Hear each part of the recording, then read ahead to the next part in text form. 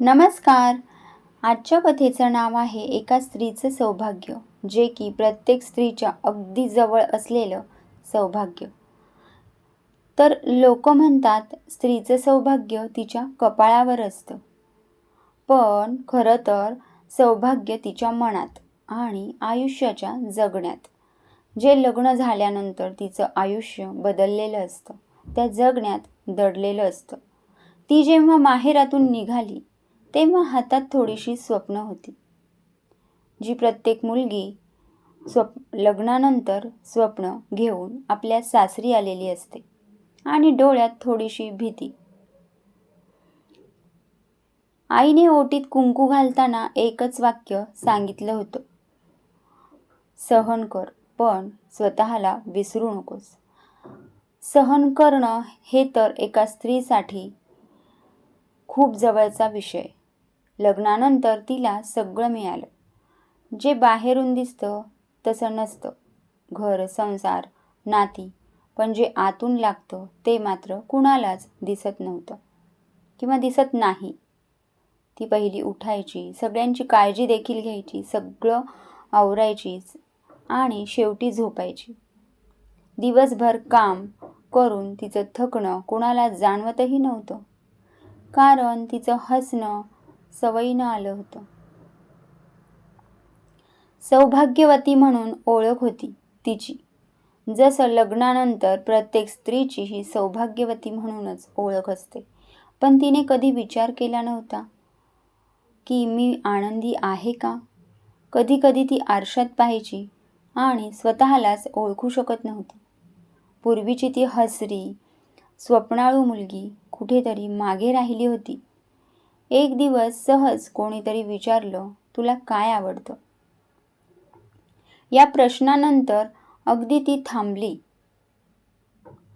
कारण तिला उत्तरच माहीत नव्हतं. त्या दिवशी तिला समजलं, सौभाग्य म्हणजे फक्त निभावणं नाही. सौभाग्य म्हणजे स्वतःच्या अस्तित्वाला न्याय देणं. हळूहळू तिने स्वतःकडे पाहायला सुरुवात केली. छोट्या छोट्या गोष्टींमध्ये आनंद शिकायला शिकली.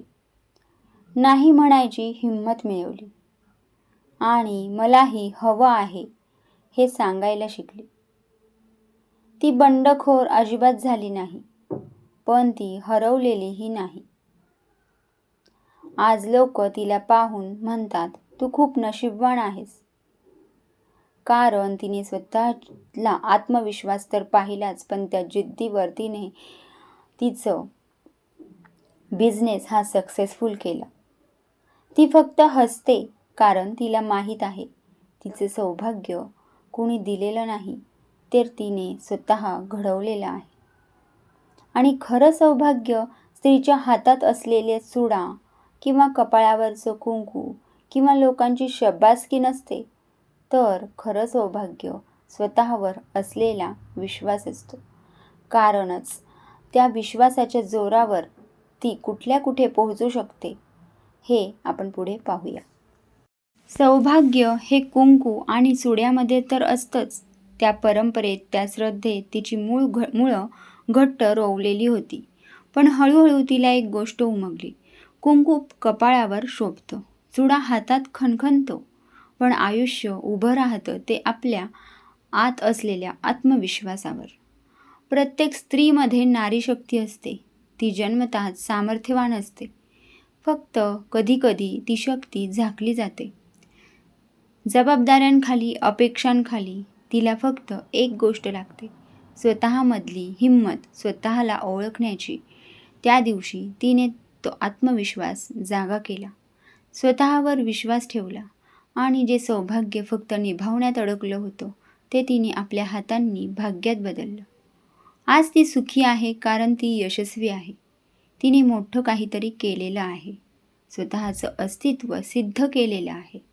आणि म्हणूनच आज तिच्या कपाळावरचं कुंकू अधिक तेजस्वी आहे.